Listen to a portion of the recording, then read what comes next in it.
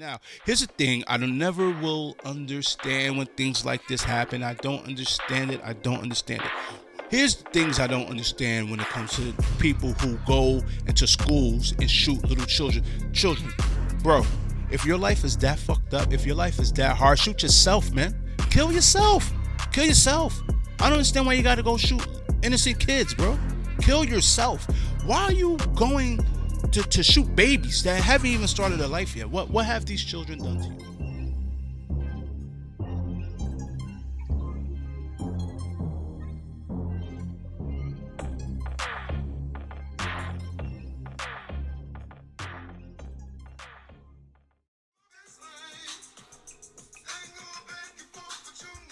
My good people, welcome back. It is episode number 9. Episode number 9. Don't kill the messenger podcast. Some people want to kill the messenger. I don't know why. The messenger literally bothers no one. I just sit in front of my iPhone and I talk a whole bunch of crap that I have no clue what I'm talking about. So please don't kill the messenger. I'm not bothering nobody, baby. Today is April 1st. It is Saturday, man. It's cloudy as hell outside and it's raining and I don't know what's going on. I don't know why this weather won't break in New York City so I could just take my bike out on and hit one of these trails out here. But no worries, it soon come. I hope everyone's having a good week, man. I hope everyone had a good week. I hope your weekend is what it is, man. If you're at work, I hope work speeds by and you come home and you can chill, man. Had a very good week so far, but before I get into my week, let's go into message of the day. Now, normally what I would do is that I'll drop message of the day at the end of the show. I don't know, give you some positive shit to think about, the corporate in your life, yada yada yada. But we're gonna go a little dark at the end of the show, so I don't think we should be be having out messages of the day at the end of the show. So I'm gonna tell you the message of the day now before we start talking our talk. Okay. Now, I love motivational things, whether that be books, audio books, motivational people. Uh, I don't know, anything that could kind of motivate me to be the best version of myself. If I can incorporate it into my life and into my psyche, I am all for it. I am down with it. So, some great philosophers that lived it, man. There's some great quotes out there throughout the history of civilization.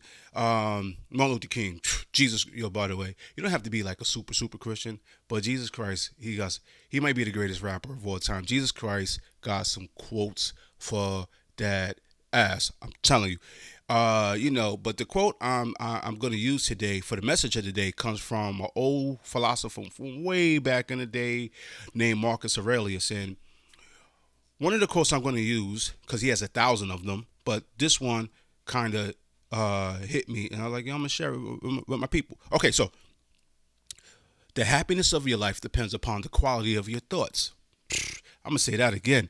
The happiness of your life depends on the quality of your thoughts. Listen, guys, if you think you're a piece of crap, if you think you're not worthy, if you think you're not valuable, if you think you can't accomplish anything, that's going to manifest in your life and you're going to have a pretty hard time at it. I promise you. If you think these things, but if you think the reverse, like if you think positive the majority of the time, and mind you, bro, we're human beings. I know it's hard to think positive 100% of the time. Sometimes you want to take a baseball bat and smash something or somebody, right? We're human beings, man, so we have those emotions. But the majority of the time, if your thought process and your mindset is positivity and a positive outlook in life, I think you will be pretty fine in life. Sometimes there's a difference between thinking about accomplishing something than actually getting your shit in gear and going to accomplish it. Everything seems impossible until it's done, right? Everything. So I think that what it means to me and how it resonated with me is saying that, listen, life is gonna do what life does. Life is gonna throw you some hardships. It's gonna throw you curveballs. You can't always get 99 miles per hour fastballs to hit out of the park all the time. You can't, right? It's gonna throw you some curveballs. It's gonna throw you some breaking balls.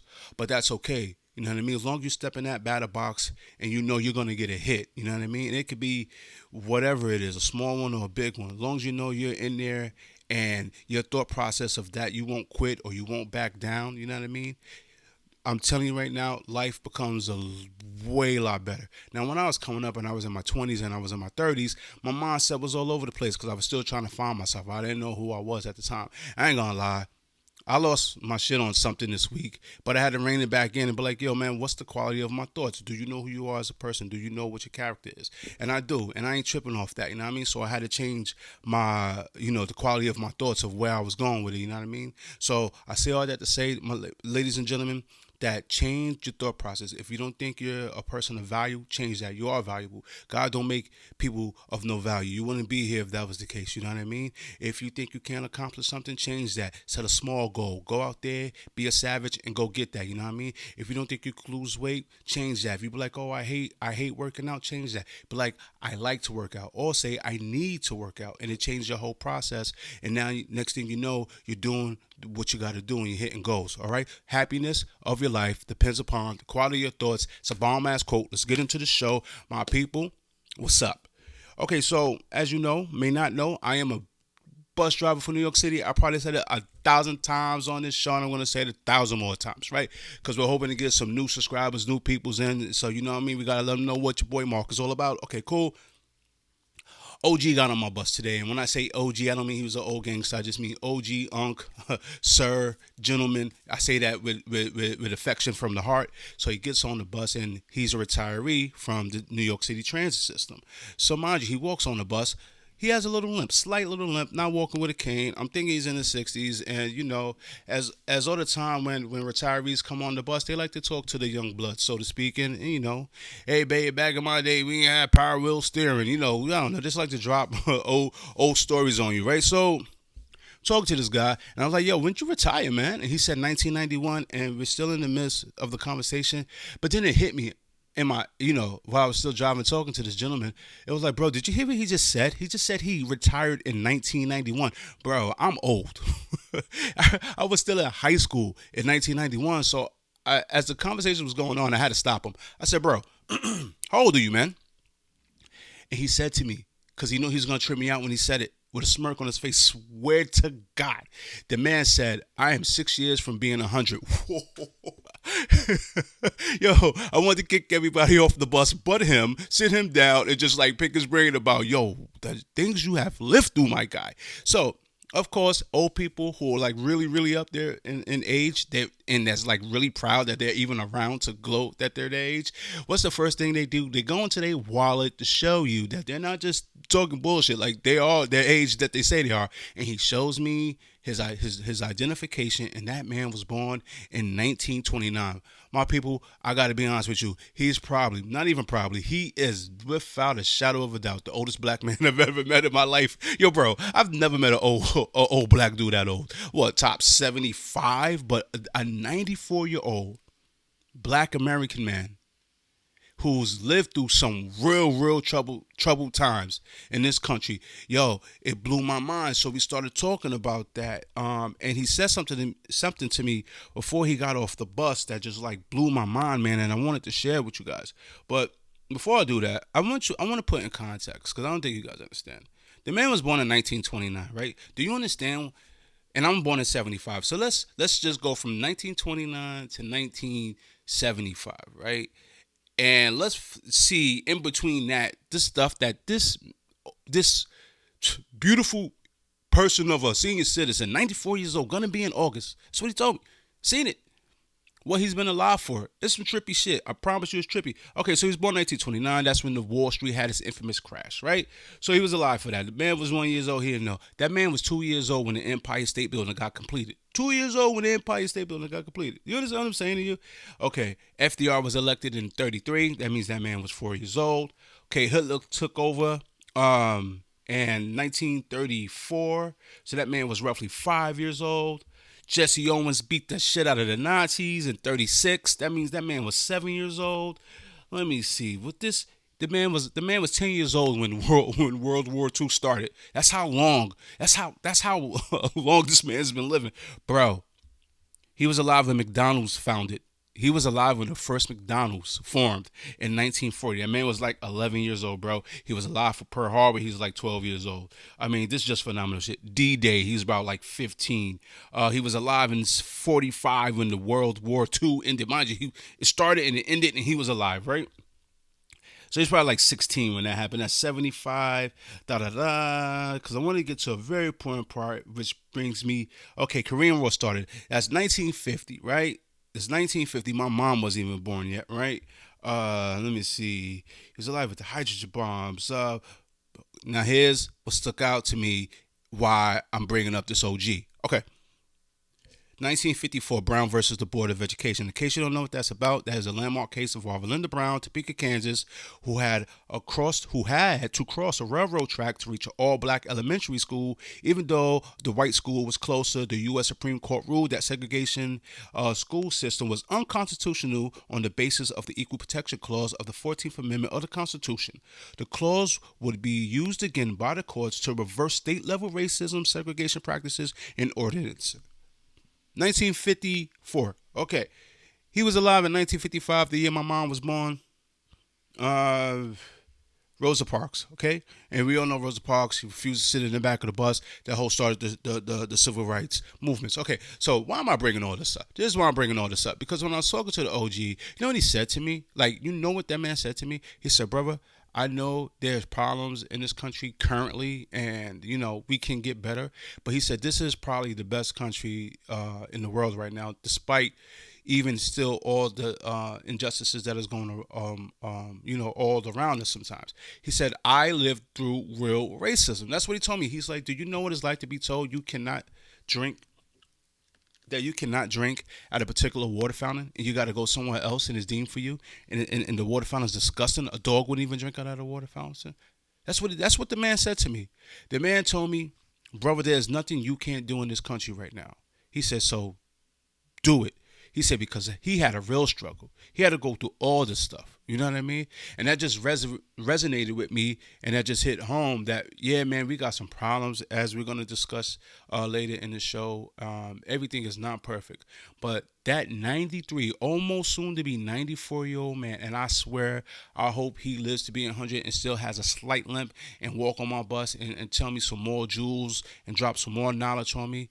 That man lived through real segregation. That man lived through real racism where you can't do nothing, all because of the color of your skin. OG, I wish I'd have got your name. I know you probably don't know what a podcast is. I would have shouted your name out, but I really hope that I see that man again. Okay, now last week I wanted to talk about this particular person, but I don't know. I just got wrapped up, didn't put it in my show notes, so I want to talk about him. I want to talk about him now. I want to kind of give him his due. Okay, so New York Knicks icon Willis Reed passed away March 25th at the age of 80 years old. Died from heart failure. God bless his soul. My condolences to his family. So when I was looking up Willis Reed, now any New York fan knows how important Willis Reed is to the culture of New York and to the culture of basketball in the NBA, right? Now, Willis Reed famously, what is he famously known for? For a couple of things. Let's start with the things that he's known for in New York City or in the NBA in general. Willis Reed won not one, but two championships with the New York Knicks. The last championship, I believe, was 1972. Bro, I was born in 1975. I was talking to a good friend of mine. We might possibly die without the Knicks winning the championship. That's scary shit, but it's possible. So anyway, Willis Reed and Clyde Frazier and all those old school guys, they was part of the last New York Knicks championship team, which is why even though these gentlemen are getting way up there in age, we still hold them as reverence because they're the last guys to bring home the chip. You know what I mean? And mine just was back in the day where there was no cable. There was no ESPN. There was no nothing. It was on tape delay. So the finals would happen, and then you wouldn't see it to the next day. That's how long ago the New York Knicks won an NBA championship. So what is Willis Reed known for? Okay, he's known for a couple of things. Like I just told you, he's known for winning 2 chips for the Knicks, and he's also known for taking the soul out of the LA Lakers during one of the finals. So Willis Reed, I guess he must have sprung his thigh, something, I don't know, sprain, whatever, right? Torn something, whatever. So he wasn't there for Game Six. He wasn't there for Game Six in the 1970 finals, and the Knicks took a L, right? So now it's Game Seven, baby. It's all on the line. The Knicks got to bring it home, or LA got to bring it home. Somebody got to bring it home. It's now, mind you, I'm setting the scene for you, man. Now, mind you, you warming up before the game. You in the layup line. You doing your layups. You on the Lakers. You know what I mean? You got this in the bag, baby. Reed is out. Reed is not balling today, man. We got this. We taking it back home to the West Side. Nah, bro. Willis Reed comes out of that tunnel, running with a slight little limp, like he's the Black Jesus. Now, them old school Lakers, which was like Baylor and Jerry West and all those bros, they seen that man coming through that tunnel, and I mean, I don't know if they said it, but it had to be a collective. Oh shit! Right now, 6 feet 10 from Grambling, the captain of the Knicks, the most valuable player in the NBA. All of a sudden, this guy comes out, not limping, I'm talking about dragging his leg. When Willis walked out, I couldn't believe it. All over the arena, jaws were dropping. They were just screaming and yelling. The decibel was outrageous. I've never heard that kind of roar and uplift in the Garden, ever. What is he doing here, bro? So Willis Reed comes out. The game starts. He scores the first two field goals. The first two field goals. This is the only field goals he had the whole game. Played 27 minutes. It wasn't the greatest game in the world, but it just showed that he was a gamer. It showed that, which a lot of, as we know, some NBA stars today, they want to do load management. They want to take time off. Nobody wants to play back-to-backs. Bro, they didn't do that in the 70s. They didn't do that in the 80s. Shit, they didn't even do that in the early 2000s. You know what I mean? Willis Reed was a gamer. He came out there, he snatched souls, and the Knicks won the championship, and he is part of the last Knicks team to win a championship. And so, R.I.P. to Willis Reed, 80 years old, died of heart failure on March 21st. He will always be an icon in the city of New York and in NBA family as well. Okay, speaking about sports, ladies and gentlemen, if you already know, spring is here. That means baseball's here, baby. You already know what team I'm rooting for. It's New York Yankees all day. Get out of here with all that whack stuff. Okay, so baseball's here. As of this recording, we are 1-0. You know what that means? We're 1-0. That means we're winning the championship. You can't tell me we're going to probably go undefeated the whole entire year. It's going to be a long, long season for the rest of the Major League Baseball because the Yankees is here, baby. Aaron just smacked a home run. I mean, if I can, I'm going to put up a video if I can because the sweet sound of that bat hitting that ball, oh, man, I love baseball. That one's driven to center field and deep. Yastrzemski back, still back, on the track, at the wall. See ya! He picks up where he left off. A home run for Judge. 1-0 Yanks. I'm appreciating baseball more actually as I'm getting older. I don't know what it is. I used to be a super baseball fan back in my day, but then the NBA kind of came in, and now I seem to be going towards baseball more again. So baseball started. It's here. That means spring's officially here. Okay, so I ain't gonna lie to you. I don't hate the Mets because I used to be a Met fan back in the day. Tim Tuffle, Doc Gooden, Darryl Strawberry, Lenny Dykstra, Wally Backman, Davey Johnson, all those old school guys. So I don't hate the Mets. The Mets have a really good team. They really do. I think their pitching might be a little better than the Yankees. Major League Baseball put out their power rankings, and it seems like the Mets is at like 4 and the Yankees are at 5. The Subway Series is going to be super lit this year. It's going to be super lit. So baseball's here. We just signed a newcomer named Anthony Volpe. I hope I'm saying that. Guys, if you watch the show, I'm horrible with pronouncing people's names, right? But he's at shortstop. Now, I told my man, I said, this might be like Derek Jeter 2.0. He told me to get my stuff, pack my bags, and get the hell out of the Bronx. Don't never say that. But, he's a young phenom at shortstop. How can you not make the comparison? So, it's just excited that the Yankees are back. And, it's going to be a good year in the Boogie Down Bronx. And it's going to be a good year in Queens as well, too. Salute to all my Met fans. Now, speaking of baseball, as you know, when opening day week is upon us, sometimes some celebrities are called upon to throw out the first pitch. It's not uncommon. You get a famous singer, actor, rapper, whatever, and they throw out the first pitch. Now, we remember 50 Cent. We remember 50. I'm not sure if it was opening week, but we all remember 50 Cent's opening pitch of the game. It's probably one of the worst opening pitches ever in baseball, but it doesn't matter if it's mad rich. But what I'm about to show you is a video of, I think, honestly, guys, I think it is probably the best. I'm not going to lie to you. I really do. I think it's the best first pitch ever thrown in Major League Baseball. I really do. As we get set for the opening pitch to be thrown out by Houston's own Megan Thee Stallion. The sellout crowd of about 41,000 have been on their feet for about the last 40 minutes. She was practicing beneath the stage just a few minutes ago and was throwing strikes. So here we go as she gets set to throw. With that, we are underway and set for the first pitch as we get set for opening night baseball here in Houston. Did you see the form on that? I ain't gonna lie to you. I find nothing wrong with this. I find literally nothing wrong with that first pitch, bro. It was perfect. What more can you ask for? Fellas, that one was for you. Don't Kill the Messenger podcast, baby. All right, man. Now, let's get into some trippy, crazy, silly stuff. I don't know if you guys heard of the prison guard scandal that took place in Fulton County, Georgia, but apparently there was some stuff that was going on, and okay, let me get into the story because it's trippy. I found it real trippy. Okay, so Kawana Jenkins, right, was terminated from her job and she was arrested. And she's facing more than a dozen charges after being accused of inappropriate behavior with an inmate. Okay, Miss Jenkins is 36 years old. Okay, now what did Miss Jenkins do that was so bad? Yeah, she was caught in a super compromising position. So apparently. Not apparently, I mean, well, maybe you know, maybe you don't know, but you can't have cell phones in jail. But there's wild cell phones in jail.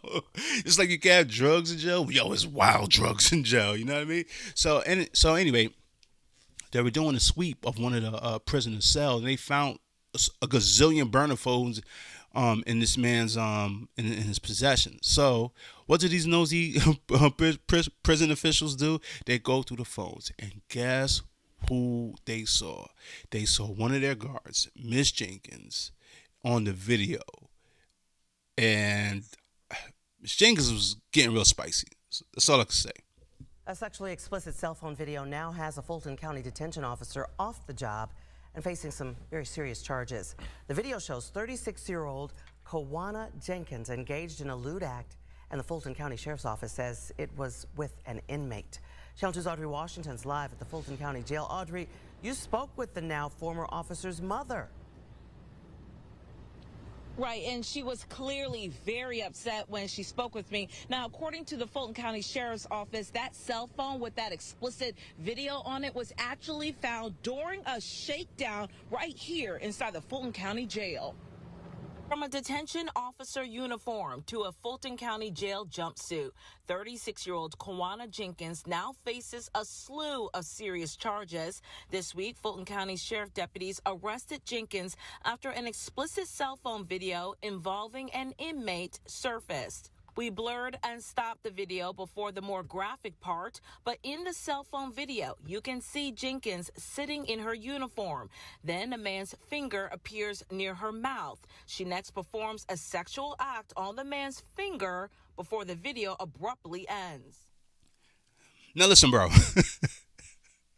Here's my take on this, man. Here's my take. Nobody asked me for. Now listen, you want to get her with all those charges? Fine, man. But there's one charge. There's one charge you're not going to put on Miss Jenkins, okay?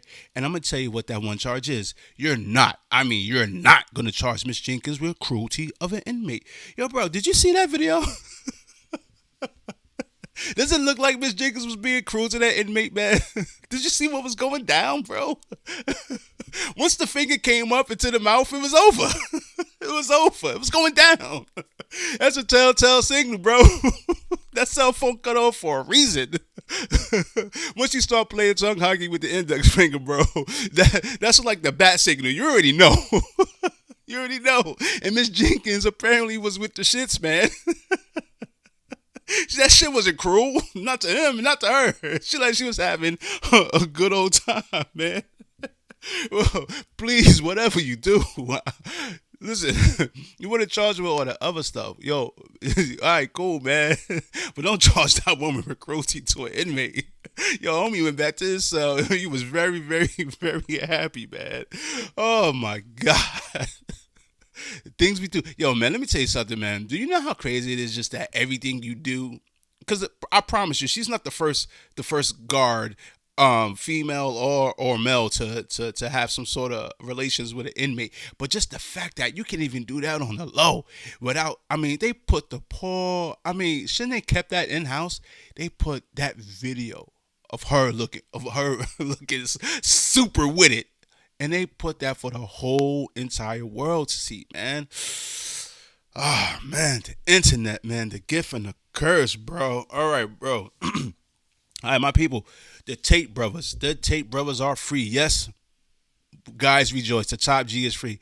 Marcus, what are you talking about? Who's the top G? Okay, so Andrew Tate and his brother was arrested last year. They was arrested last year, and they've been in jail since December, actually, for suspicion of organized crime and human trafficking. They've been in jail for December for that. But here's the trippy part: they were never officially indicted of any charges. I mean, there was no witness. I mean, nothing. Remind you, this is in Romania, so we can put everything in context. This is Romania, so they're pretty much in jail since December because the Romanian officials say, "Hey, listen, man, you're probably part of organized crime and you're trafficking some girls. I tell you what, we're gonna put you in jail and you're guilty until proven innocent." So the brothers have been appealing to saying, "Yo, man, this is not true. We're not doing none of this shit you're saying we're doing." And every time they went for appeal, the judge would deny it and their jail stay would get extended. Mind you, I repeat, they have never been officially indicted for anything. This is, man, they've been in jail for suspicion. Can you imagine being in jail? Well, this is America. I mean, sometimes there are some people in jail for suspicion.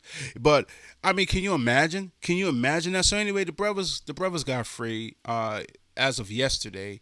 And here's the thing. So let me give you a little backstory about Andrew Tate. Now, Andrew Tate has millions and millions of followers, whether it's IG, whether it's Twitter, whether it's his YouTube page, and he's known for being like I want to say he might have took over where Kevin Samuels, rest in peace to Kevin, was at, but I think Andrew grabbed in more of viewers, and he had more influence because I believe, he was a little younger than Kevin, and he was a kickboxer, and he's running around with hot cars and hotter chicks. So younger dudes, especially younger dudes, they're gonna like that. They're gonna like, damn, this is what I'm trying to be.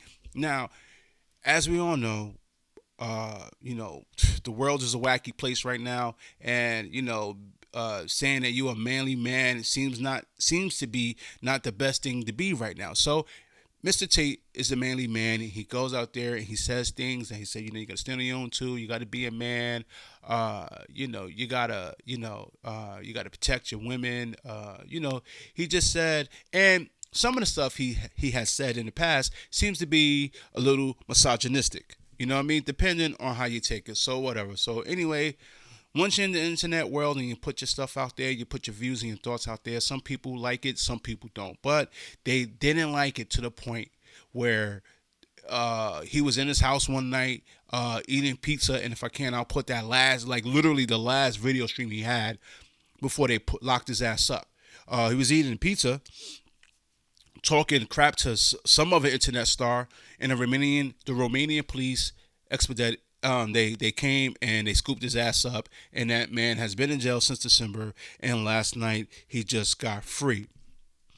The internet, man, is the gift and the curse. What scares me is that it seems like it's just not a right and a left in America. It seems to be a right or a left in the whole world. And if you have disagreeing opinions or views in the other side, the side that is supposed to be the side of compassion, the side of comparing the side of of love. It seems like if you go against that side, good luck, champ. You're in for a shitstorm, and it's just kind of scary because those brothers was in jail. Those brothers was locked up and literally hadn't been indicted for anything. So I'm just glad that Top G is free. Okay, last week I spoke about Tekashi 6ix9ine. I told you near the end of that segment, I told you I wouldn't be surprised if what happened to him. And let me tell you what happened. If you didn't watch the last episode, well, you probably know by now. Little man got his ass beat in the Miami LA Fitness last week, and I told you, I don't know, man. It might be staged. Who knows what he thinks? Everybody is doing everything for clout. Well, guess what? 6ix9ine just put out a music video, and in that music video is almost like every second that when he got stomped, when he was taken to the hospital for an MRI, is in this music video. I'm not saying it was staged, but it looks mad funny. Now let me go to the other side of the attackers. Like I just told you, they got arrested. And what happens? One of the attackers' wife just started a GoFundMe page, and she's trying to raise $100,000 for her boyfriend and the other two guys that were part of the assault on 6ix9ine. I don't know what's real anymore. I don't know what's fake. I just know I want to donate to that GoFundMe bullshit. I promise you, I will not. I mean, I would not be surprised if this is all a bunch of bullshit just to promote a music video. Stranger things has happened, right? Stranger things has happened. All right, now listen, unless you've been under a rock, unless you don't care, unless you just, I don't know, been on vacation in a third world country somewhere sipping on some foreign drink. Donald Trump, remember we spoke about Donald Trump last week too, and we said that he was going to be indicted. Right, remember? And Trump was going, and he got on Truth Social, and he told everyone to take the nation back. Ladies and gentlemen, Donald Trump officially was indicted on March 30th. Now, there's over 30 counts within this indictment. So, Manhattan DA Alvin Bragg got what he wanted. He officially indicted a former president. Now, Trump is going to have to turn himself in. He's probably going to turn himself in next week. Do you know the shit show that's going to start when Donald Trump turns himself in? Do you understand Donald Trump has to come back to New York? Do you understand the crowd that's probably going to be out there? You know what I mean? Either Trump haters or Trump supporters. Manhattan, whenever he turns himself in, Manhattan is going to be an absolute zoo. An absolute zoo. So Trump is going to turn himself in. Trump is going to have to be fingerprinted. Trump is going to have to take a mugshot. I'm not sure if they're going to put handcuffs on him. If they put handcuffs on the former president of the United States of America, that's going to turn him literally into Trump Pac. That's what I'm going to start calling him, Trump Pac. So this is official. It's on the books. He got his... My people, listen, the case is weak. I promise you the case is weak. And if you don't know what the case is about, Donald Trump allegedly gave hush money to the porn star Stormy Daniels for keeping their little tryst underneath. Now, apparently he didn't give her the money outright. His lawyer, Michael Cohen, gave Stormy the money. Donald Trump then paid Michael Cohen back. Michael Cohen is now testifying against Trump. Man, you can't trust anybody these days. You can't even trust a goddamn lawyer. You know what I mean? And so this is where all this stuff is being, this is why he's being indicted for all this stuff. It's not January 6th, people. A lot of people know that he's being indicted, but a lot of people don't know what he's being indicted for. So they think it's about January 6th. They might think it's about the Russian collusion. They might think it's about him having classified documents in his house. Because honestly, if we're being honest, it seems like they've been trying to get, love him or hate him, you have to admit, they seem to really want to nail this guy. They seem to have been trying to do anything. Find me the man and I'll find you the crime. And they've been trying to make anything stick on the former president. Anything stick on him. Hey, was that stick? Nope. Let's try this one. Nope. Let's try this one. Nope. So now they finally got one. Do I think he's going to be convicted? Probably not. But man, they got such a hard on for Trump. Who knows? So Alvin Bragg got what he wanted. You know what I mean? Now he's probably going to be the famous DA. He's probably going to run for governor. God forbid if that was to happen. Now, here's the funny thing. Of course, Democrats want to lump all Republicans into white supremacy or being evil. So Trump is going to turn himself in. But, of course, they ask, well, if he doesn't turn himself in, will Florida Governor Ron DeSantis extradite him to New York? Ron DeSantis said, absolutely not. Why would I do that? On some bullshit, and he's legally not responsible or obligated to do that if Trump did not turn himself in. So then now they were bashing DeSantis and saying, "Oh, you see how he's not going to do the things he's supposed to do." Guys, this is all a political uh, rich witch hunt. It is. You have to see it. You have to see it. This is being done so Donald Trump won't run or win the presidential election. This is what's happening. And to me, man, people talk about January 6th and how it was a threat to democracy. Guys, if this is not a threat to our democracy, you can't do this. Nixon did one of the most sneakiest shit in the history of U.S. presidents. Okay, Watergate, Google it. They never. They never put Richard Nixon in handcuffs, guys. What are we doing here? This looks bad. And why are we doing this? And why are we being buffoons on a national stage and indicting our former president so he won't run again? And I get it. You listen, man. Donnie could be a pain in the ass. I understand he's full of bluster. I know you don't like what he represents, but you do this to him? We're looking like clowns on a world stage. Guess what? That U.S. dollar, there's a lot of people getting together from foreign countries that and I'll put it because I can't remember off top, but I'll put it in my editor's note that are not going to mess with that U.S. dollar. They're not going to mess with it. This week that Russia will begin using the Chinese yuan for international payments instead of the dollar. Saudi Arabia is also in talks with Beijing to do the same thing. Speaking of Saudi Arabia, meanwhile, they're in talks with Iran as well to consider an economic alliance with China and Russia. And they can even be joining the BRIC countries, which is an acronym for these countries here, Brazil, Russia, India, China, and South Africa. These countries all have emerging economies. So what happens if our economy and the U.S. dollar are no longer the world's dominant currency? Russia and China leaders had a meeting a couple of weeks ago. They're getting together. So while we're out here doing dumb stuff and harming ourselves and harming our country and harming our image, you know what I mean? The rest of the world, they're forming a collabo, bro. They're becoming like the foreign Wu-Tang clan, bro. Unbelievable stuff. Probably won't be the last time I'm going to talk about this, guys, because, I mean, like I said, Donnie is supposed to turn himself in. It's going to be a shit show. So there's going to be more to that. That story is not going to end well, in my opinion. So, ladies and gents, let's get to the last segment of the show. Now, this segment, everyone's heard, by the time you watch this podcast, you've heard about it by now. You've heard about this, the unfortunate school shooting that took place in Nashville. And, I have a 6-year-old, man, and, when I drop her off at school and she has a Frozen book bag on, and you know how kids are, man, when they're that age, man, they're so goddamn adorable, bro, and you drop them off, and, every time I drop off, she always goes, "Hey, all right, Daddy, give me a hug," and, I give her a hug. She's such a little human being, and just love her, man, and they go into school, right? Now, imagine you're at work or it's your day off, whatever it is you're doing, and you get a phone call and you hear that there's been a school shooting at your child's school. Your fucking heart is going to drop to your stomach, bro, because you don't know, one, how many casualties there are, two, if your kid is that casualty, and three, what the hell is going on. So to those parents who lost those 3 children in that Nashville shooting, my heart goes out to them. As a dad, man, nobody wants that news. We're supposed to bury our parents. We're not supposed to bury our children. That's totally unfair.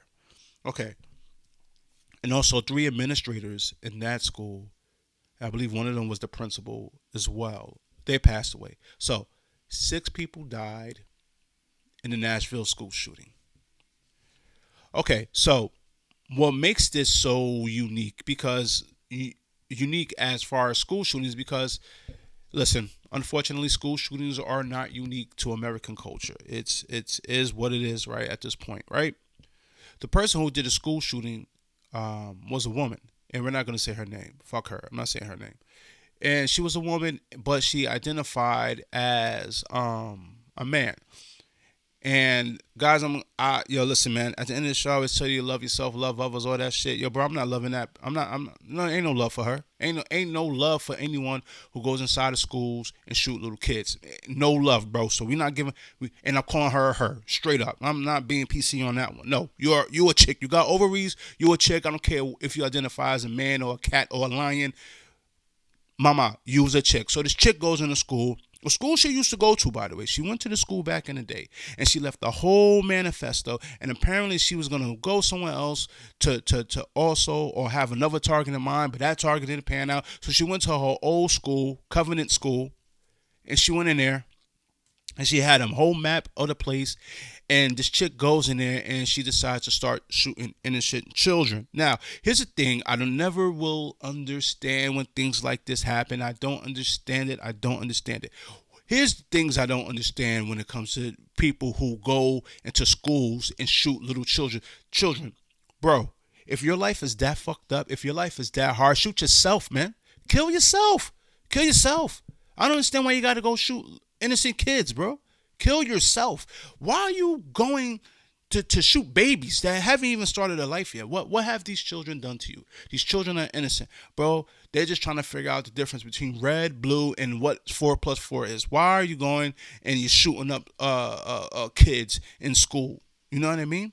Well, I don't understand that. You notice these people never pull up to like a police precinct where there's cops with super guns. They never do that. Nah, they always shoot kids or they always shoot concert goers, and they always shoot anything where they know someone can't shoot back. It's crazy. So they want to do damage, right? But now here's the thing.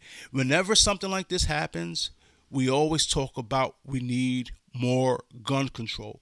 We need to ban certain weaponry. We need to lock things down and keep guns out of the hands of people in general. Okay, I want to say this without sounding like a total prick. Guns, in my opinion, and please, if you disagree, I would love to know. Guns are not the problem, ladies and gentlemen. Ladies and gentlemen, I promise you, guns are not the problem. Guns are not the problem.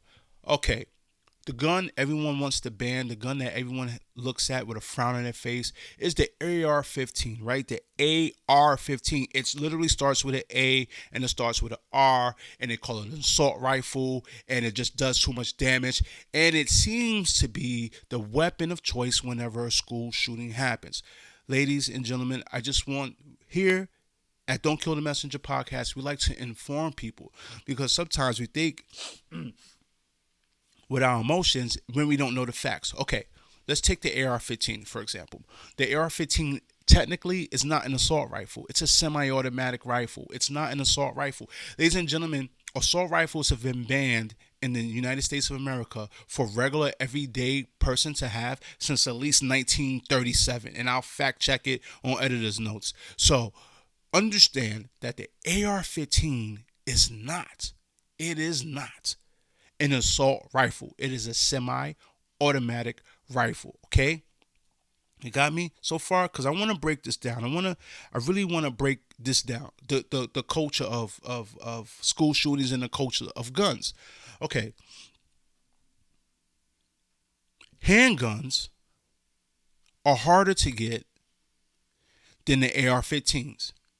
Trust me, I know. They put you through all sort of background checks in the ringer, and you need references. They really cross their T's and dot their I's before you can get a handgun. And certain states you can just walk in and get a handgun. You don't. Some states is now constitutional carry where you really don't even need a license. You know. But in cases, in states that are really blue, they put you through a ringer to get a firearm. Why am I saying all this? Let's take this chick who shot them poor babies in Tennessee. Okay, in Tennessee, you got to be 21 years old to even purchase a firearm. This psychopath was 28 years old. Okay, there was no when they did a background check on this psychopath. Okay, there was no red flags with her. Zero. There was no red flags. So here's my thing. If I legally go and purchase a firearm, whether it's the scary AR-15 or a Glock 19, right? And I do it legally, and I don't have any red flags, and I'm not in a mental institution, and I never was in a mental institution. How the hell is the person gonna know that you're gonna go batshit crazy one day and go into and go and shoot innocent babies? Who knows? Who can even foresee that? You know what I mean? So we have a gazillion gun laws on the books already. Here's the problem: America doesn't have a gun problem, in my opinion. America has a crazy people problem, in my opinion. There are crazy people in this world, and they're unsure of themselves. I just told you about the message today at the top, man. You know what I mean? About your thoughts. You know what I mean? And how you feel about yourself. And if I legally purchase guns and I'm not a happy camper and I feel like shit and I'm a miserable person, I want to go out and inflict misery on other people. People that I perceive weaker than me. People that I know can't fight back. Like I said, they never go to the police precinct doing this shit. They always go hit soft targets where our babies are at. You know what I mean? That's what they do. So how can we fight this? How can we counter this? Me personally, if I was to go to my daughter's school and there was two former military, former cops, whatever, and they were out there and they had AR-15s and they were like standing there like soldiers, yo, bro, I would feel so good about that, bro, because I know there's no way in hell someone think they're gonna come up in here and harm my babies and her friends and these wonderful men and women that are trying to educate our children. That would make me feel good. But a lot of people don't want that because they feel like the schools are becoming prison. You can't have it both ways. You can't. Guys, the genie's out the bottle. The guns are here. We have more guns than any other civilized country in the world. The guns are here. The guns are here. You can ban guns. You can cut down the magazine capacity. But here's the thing I always argue. Criminals do not care.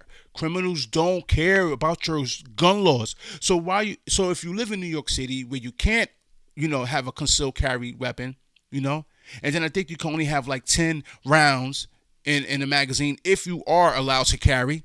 You think criminals care? When he got 15 in the clip, one in the chamber? Criminals don't care about gun laws. Okay, so I'm going off on a tangent because this shit really pissed me off. Now, when I'm doing research, you know what I'm seeing? People are having more sympathy for that woman who went in there and shot those babies than they are for the children that died, and they're having more sympathy for this woman who went and shot who shut up that school. They're having more sympathy for her than they are having for the administrators that died and for the kids that died. And why they're having so much sympathy for her? Because apparently the Republicans or the right side of the aisle is so bad and they're so anti-trans this and trans that they drove that young woman to do what she did against innocent babies. Are you shitting me? Are you shitting me? Never since school shootings became a thing, never have we had sympathy for the shooter. We're giving sympathy to the shooter. We're giving all sorts of excuses why she did what she did to those kids. No, it's not because she was crazy. It's not because she had a low self-esteem and she didn't have any value to herself. When that psycho mapped out exactly what she was gonna do and did it, nah. That don't go on her. That responsibility doesn't go on her. She doesn't take, she doesn't take responsibility. She don't have to do it. Why? Because we hate trannies. We hate transgender people. Because we don't want trans women that were once biologically men playing against our daughters in sports because they have an unfair advantage.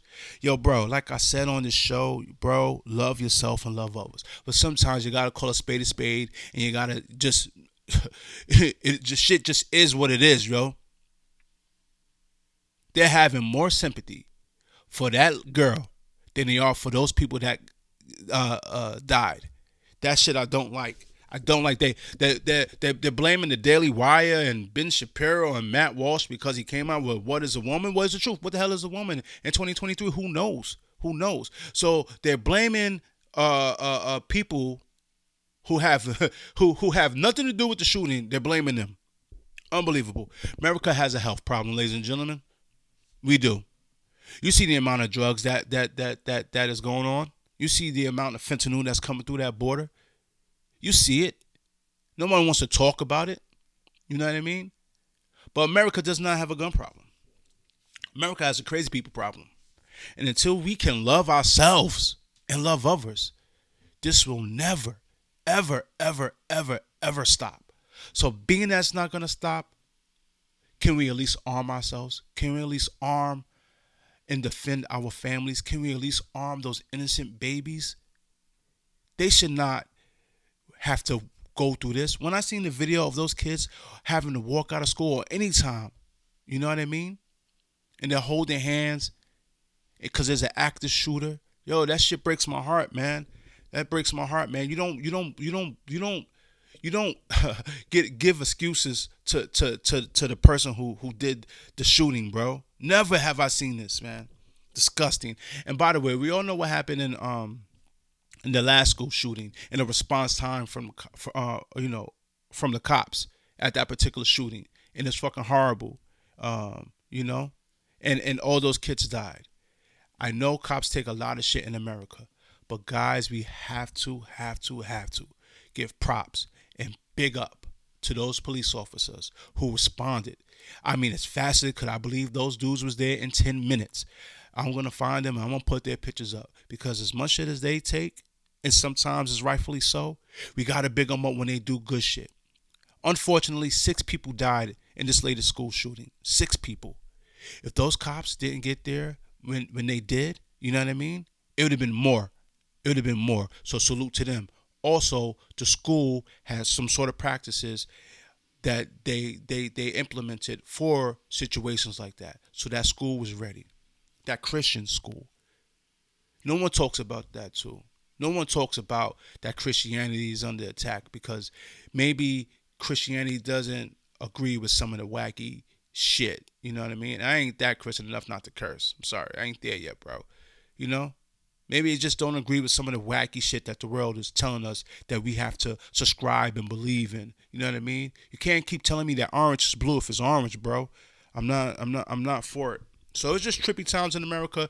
We're indicting former presidents. We're having sympathy for the shooter in school shootings, and it is a cloudy day in New York City. Unbelievable. Listen, my people, as always, man, thank you for supporting your boy. Thank you for always the words and the text, as always. Listen, man, you know what I want you to do. Hit that like button. If you haven't subscribed, hit that subscribe button. And I see I got a couple of new subscribers. Thank you. You know what I mean? Thank you for subscribing. Thank you for the people who's telling the people to subscribe. You know who you are. Salute to you. Listen, episode 10 is the next one, man. We're going to knock it out the park, man. Hopefully, it could be a little more lighthearted than the end of this one, man. Listen, it's trouble times. It really is, man. It just is. It's no way around that. I can't even sugarcoat it if I tried, my people. But remember, man, keep your mental about. Keep your thought process. Keep your mindset a positive one. You know what I mean? You are valuable. You know what I mean? You are to be loved. You are worthy. Remember that shit. You know what I mean? You are a savage. You can get up and you can fight and you can be whatever it is you want to be. You know what I mean? And that's probably the problem with this world. Our kids, it seems like, well, not all of them, because my kids are fucking rock stars, if I got to be honest with you. But it seems some segment of today's youth don't have any values in themselves. You know what I mean? Because, I mean, outside of school shootings, we also have shootings in the city, which no one talks about. That's also a problem as well. You know what I mean? But my fellow Americans, we have to continue to love ourselves and love others, or this shit will never get right. You know what I mean? But let's go out of here on a upbeat note. Ladies and gentlemen, it is Saturday. It is April Fool's Day. It is a lovely day to be alive. It really is. If you woke up this morning, you took a breath, man, that's like literally 3/4 of the battle. You know what I mean? As always, thank you. Thank you for showing me love. Thank you for the support. Ladies and gentlemen, go out there and just be solid individuals if you can. As always, my name is Marcus. Thank you for the love and support. Episode 10 is the next one. I'm going to see you guys. Salute. Peace.